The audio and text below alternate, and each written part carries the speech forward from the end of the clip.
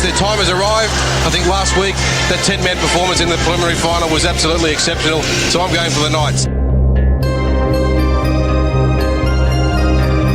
But when you talk of Knights, it's a real fighting team. Buskuk into the back of the net. Melbourne Knights take the lead 1-0. Melbourne Knights will win the Doherty Cup.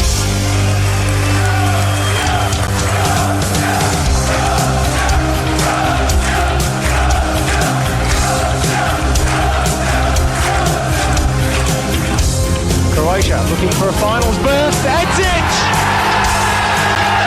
The Croatia fans salute the goal that could be so vital. And good evening, Knights fans. Welcome back to the Night Train. We'll be discussing everything and anything Melbourne Knights. Once again, I'm your host, Anthony Zovac, joining us through the Zoom from his potential new residence, Josh Parrish, up in Canberra, and in-studio guest for the night, former club captain and assistant coach, Adam Zilic. Boys, good evening. How are we? Very well. Joshy, how you going in Canberra, mate? Doing well, mate. I just landed, and no sooner have I arrived, I've jumped on a Zoom call to do this show. So it's not like I've never left. Well, we're wrapped to have you. As always, we've got an absolute bumper show. Obviously, with Adam joining us, we've got our juniors updates. We'll review the game from the weekend and talk about the blockbuster Friday night fixture we have coming up against Oakley FC.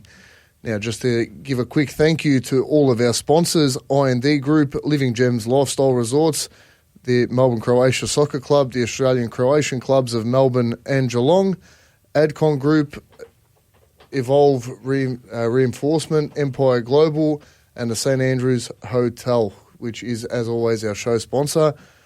And the food there is absolutely fantastic. Anyone that hasn't been would highly recommend you head down. Adam, you been there, mate? I haven't been there yet. But No? The weekend's only 4 days away, mate. So. Yeah, that's it. Might have to go give it a suss. Now, just to give a quick junior update for the weekend, the under-12 boys with a 5-1 loss, under-12s W that is, under-12s K with a 6-4 win over Westside Strikers, under-13s A with a 2-0 loss to Caroline Springs. The NPL juniors, the under-14s with an 8-2 loss to Melbourne Victory. The under-15s with a 1-1 draw against Goulburn. The under-16s with a 2-2 draw against Goulburn. And the under-17s with a 2-1 win over Bringbank Stallions. And now just to give our under-9s a quick shout-out, they, over the weekend, made it to the semi-final of the Mill Park Cup event, losing to the eventual winners of the tournament. So well done there to everyone for making the semi-final of that particular tournament. Now, just to give our women's a quick update for their results over the weekend, the under-9 girls had a bye. The under-12 girls with a 6-1 win over Darebin Falcons. The under-14s with a massive 9-2 win over Laylaw. And our seniors and reserves, the reserves with an 8-0 loss to Bundoora and the seniors with a 2-1 loss to Bundoora. So a bit of luck next week, girls. Hopefully you can bounce back. The under-21s with a wonderful 3-1 win over Heidelberg. The under-19s with a 2-2 draw in the 21 games. Quick shout out to Harry Chakarun with absolutely blinding save to keep the boys up. So congratulations to him. Now, joining us in studio, former club captain, assistant coach for a pretty memorable FFA Cup run, Adam Zilic. Adam, mate, welcome to the show. Thank you. Thanks for having me. Now, mate, obviously captain the club, coach the club. What's your earliest Melbourne Knights memory? Probably as a fan. My father used to take me to many games in the NSL. Just grew up there, Sundays. Every second Sunday I was there. Like a lot of kids growing up in a Croatian community, you went to church, you probably went to your Barker's house for lunch and then went to the soccer afterwards and your parents left you to get up to mischief for many hours and you wrecked your white runners on those red rocks and you abused the goalkeeper behind the goals and you done it every fortnight until... you become an adult and then you move from there to Quarry Hill and abuse the other players now. Probably not the earliest memory, but the happiest memory was when we beat Marconi in the grand final. I remember sitting behind the goals, as you did as a kid, and they came up to us and they took Filip Krstićević's Croatian flag off him. Mm. They said that's not allowed. I was about 8. Well, it's a bit rough. And, Yeah, definitely. Then I never seen my father so happy when we won, and he had me on his shoulders at the top of the stadium, and I started crying because I was so scared. And he forgot that he was on level 2 and he was jumping up and down, and it was ridiculous. And yeah, that would be probably the greatest memory. That, or when they announced Jeff Kennett and 15,000 people started booing. But yeah, too many memories, to be honest with you. Yeah, just talk us through your playing days, mate. Obviously, you captained the club through Yes. that period. Highs and lows of your time as a player at the Knights. So yeah, I came to the Knights after the NSL broke down as a kid. I came to the reserve team, and we had quite a young reserve team, to be fair, under 21s. Mm. Most of us were 15 or 16, and we were playing against some players that had come out of the NSL, and either they were doing their rehab and they came and played 21. So we copped a couple of drubbings in the first couple of years, to be really honest with you. But then by the time that we progressed and were 18, 19 playing that competition, a couple of boys went to the firsts. We had won the league, quite comfortably, and then everyone sort of goes their own ways. We were discussing earlier about going to feeder clubs and things of that nature. And I eventually came back and played under Ivan Juzel. And, Juzel was a great coach, and he gave me an opportunity there. And when I came back to the club, he actually, and this is no lie, he signed me as probably the last player in that squad to be signed. And I didn't really care. I just wanted to play for Melbourne Knights. That's all I ever wanted to do. Other kids wanted to play for bigger clubs overseas and whatever it was. But for me, it was just Melbourne Knights. So I, stuck around and done what I needed to do, and the opportunity presented itself. And then little bit by little bit over a few years, I made my way into becoming a regular, and then the rest is sort of history. And the highlights, there's too many to remember. Oh, look, one I definitely do recall was from a certain South Melbourne derby where you might have done a couple of laps of the athletics track after you scored, mate. Yeah. I think I might have broken the Australian record for the 100 down the front straight. That's probably the quickest I've ever run, to be fair. Mate, look, I watched a fair bit of you. I reckon that's the quickest I've ever seen you move. That's a boyhood dream come true, scoring against Hellas at South Melbourne. And I remember walking out, and I think I might have cried on the way home, to be brutally honest with you, man, because I remember walking out and we had a shower, and Colosimo scored the winner. And I remember seeing my name in lights at Bob Jane, and that was like, wow. Yeah. But that stands out. The time in the 60th year when, we beat Pascoe Vale 1-0 in round 1. Yeah, mate, look, you were on the pitch for that. Talk us through that Tommy Fraser free kick. I reckon he just got a bit more curl on it because he had that big rip in the back of his socks. Yeah. And I asked him about that, and he says to me he used to do that so he could put the ball wherever he wants, the ginger ninja. And I remember, if you watch the actual replay, I go up to him, and at that stage we were only 2 red cards down. Yeah. And I said to him, Ginge, whatever you do, if you're going to miss, make sure he goes for a goal kick, man, because if the keeper catches it, they're going to come on a counter. And long story short, he puts it pigeon from 35 yards, and I tell you what, the adrenaline, you can't. And that, from that moment, I'll tell you another story from that game.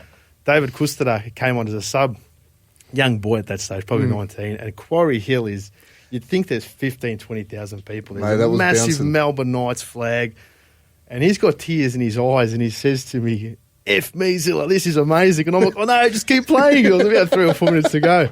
And then we got another red card after that, and they're memories that it doesn't matter what happens, you cannot forget. Oh, look, mate, that game especially for me, look, first game of the season, 60th year, we unfurled that flag up on the quarry, there was banners everywhere.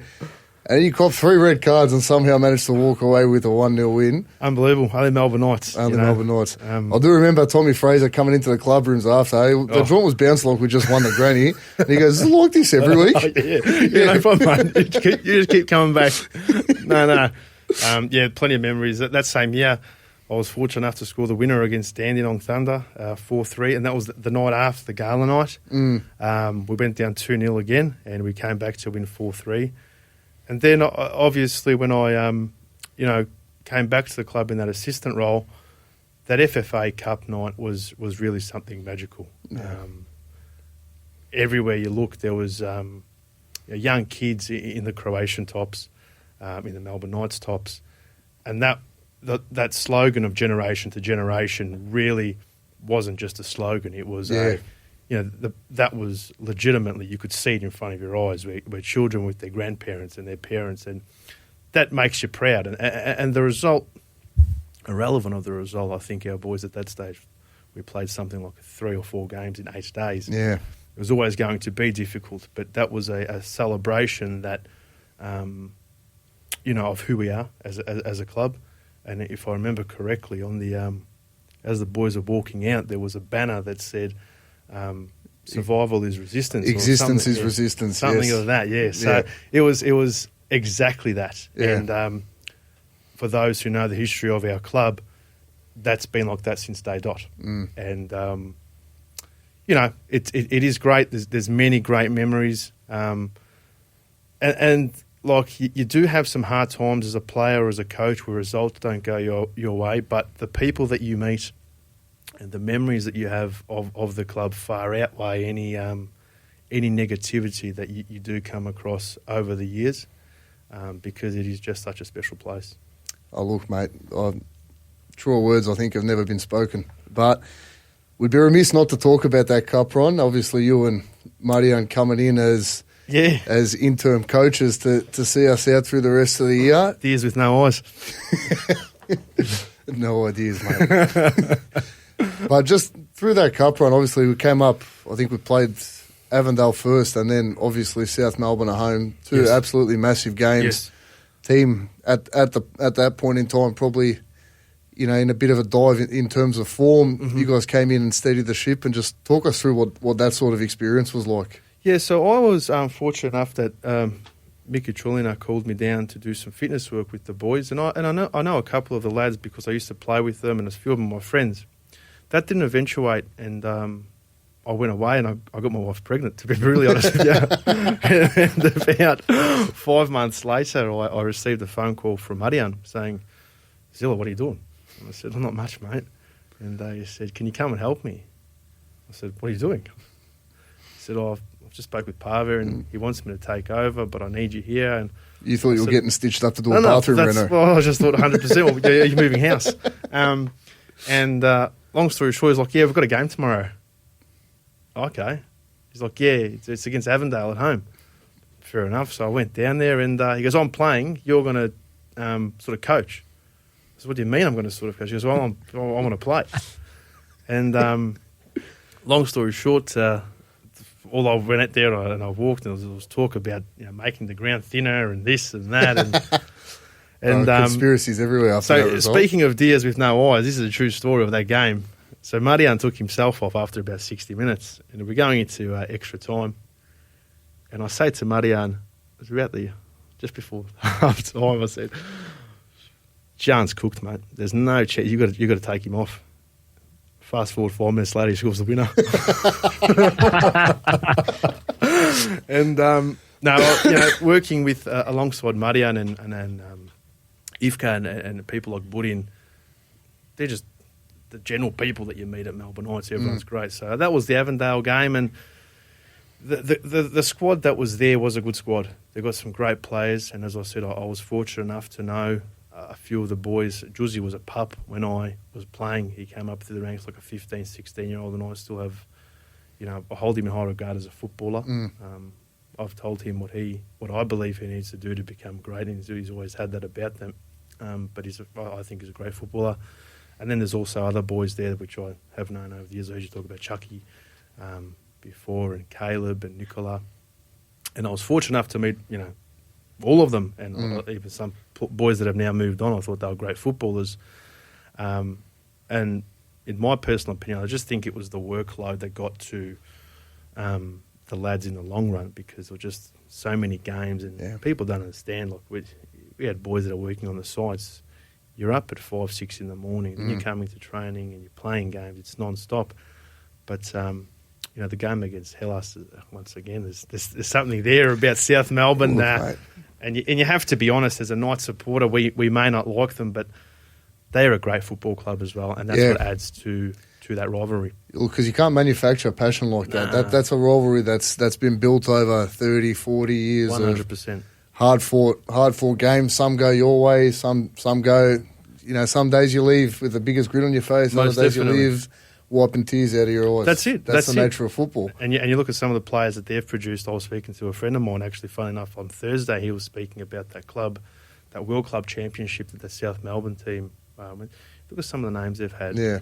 And that's what adds to the rivalry, because we bring our best cards over the years. Yeah. They bring their best cards, and as you just said, you win some, you lose some, but when you look back over the course of a 30, 40, 50-year period, you go, man, there's been some great games. Yeah. And we've been on the winning end some, we've been on the other end of others, but without them, that rivalry can't that can't assist. But always beating them, irrelevant where we play them, or even if it's a pre-season friendly in the sticks, it doesn't matter. If you can beat them, you'll beat them. So, if our juniors played them in Albury in a five-a-side futsal match, I reckon I'd still be driving up to watch, mate. That's exactly right. So that was what followed there. And then, obviously, Adelaide at home, as I touched on earlier, was a really special moment.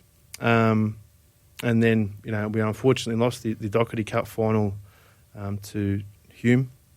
And the league results did, unfortunately, sort of dwindle away. But I remember going through that period, and I said to Marianne, when there was an opportunity there we're still in the FFA Cup, we're still in the Doherty Cup, and we're in the league. And if you have a look at the statistics from the big leagues, I think in the whole history, there's only ever been one team that has won an FFA Cup, a Champions League, and the league. So it's a big thing. You can't just win everything. And as I said, we're trying to manage semi-professionals. The boys they're working.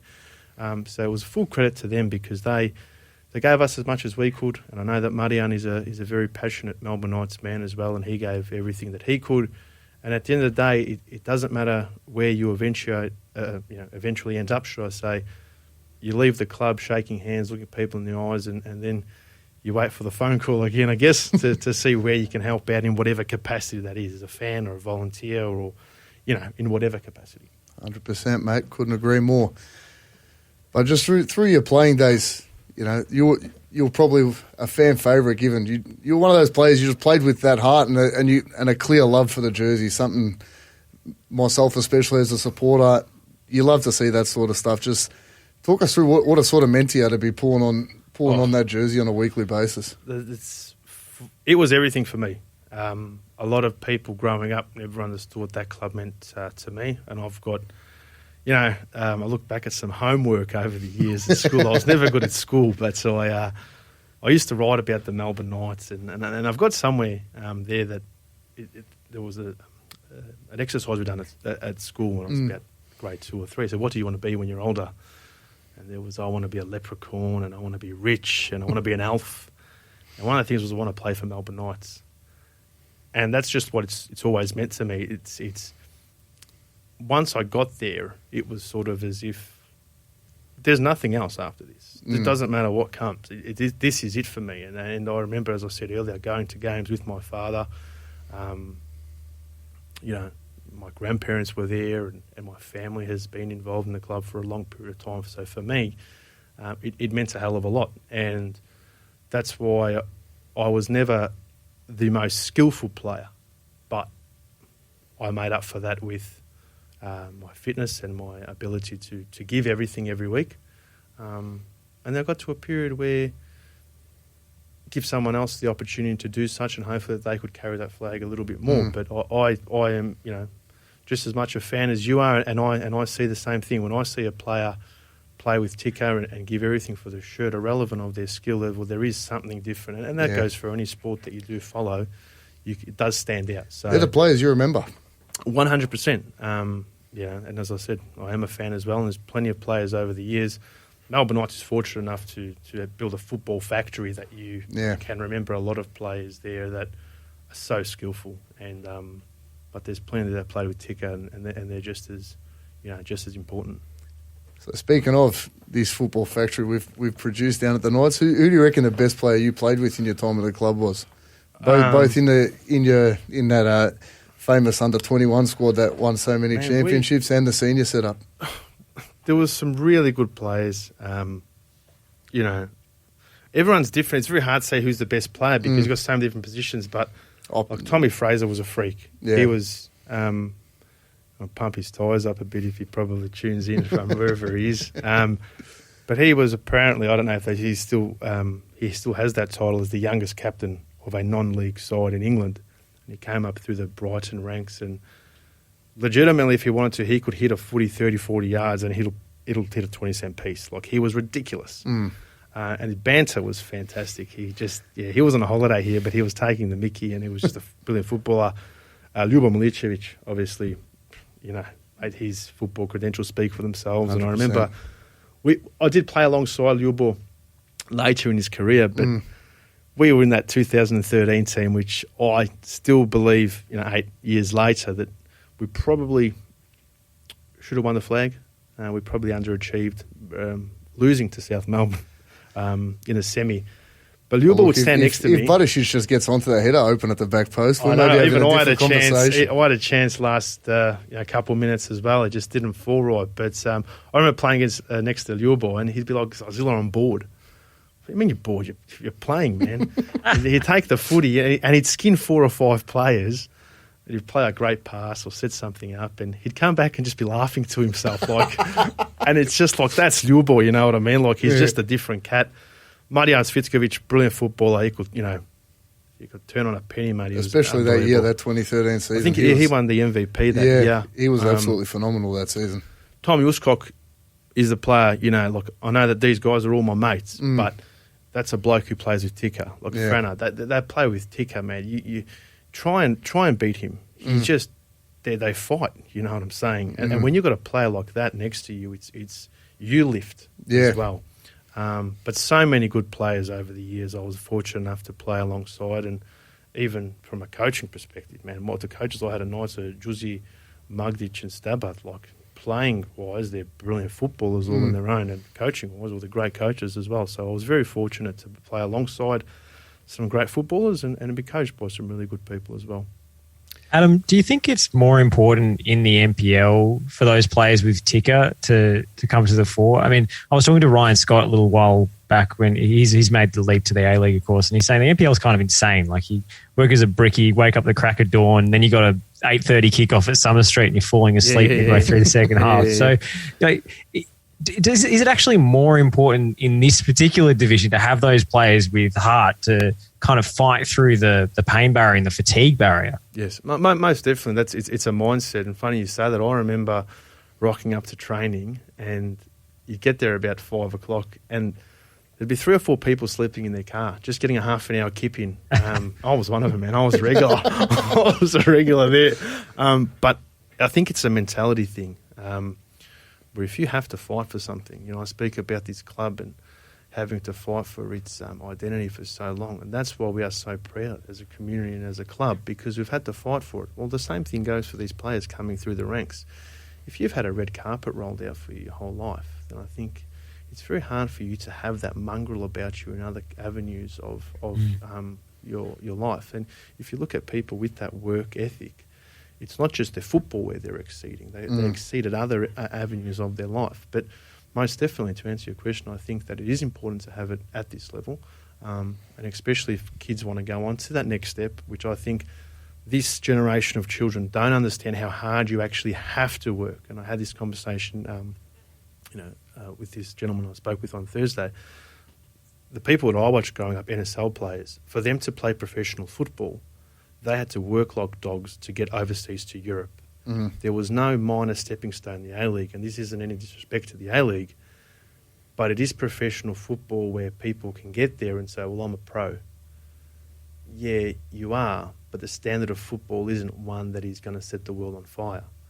So that work ethic, it is almost cut short because they've reached that the title of a professional footballer.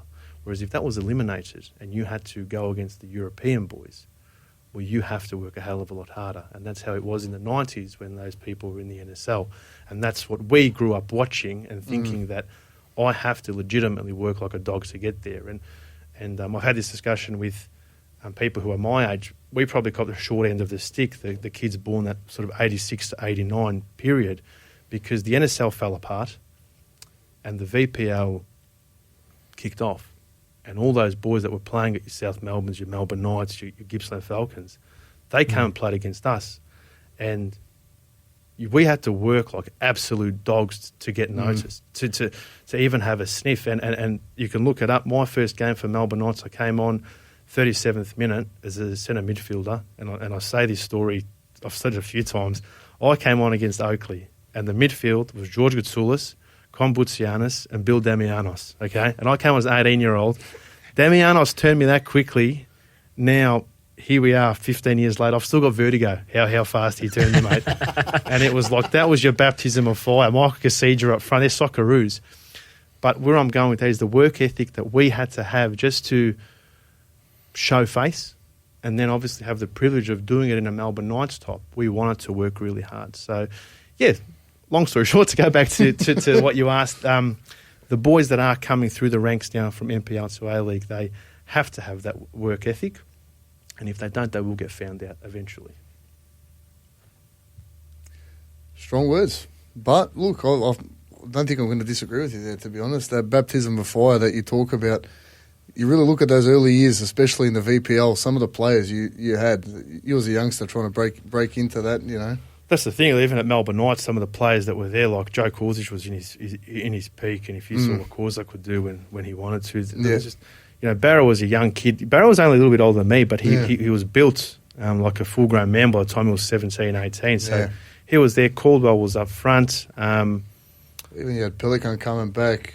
It was ridiculous. The players that came through, you know, the Premier League.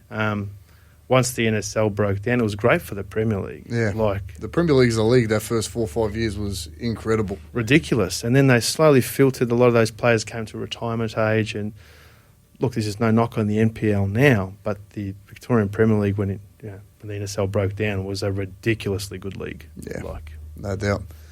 But look, that being said, the NPL now, I think it's come along in leaps and bounds from where it was, even if you look maybe 6 to 7 years ago.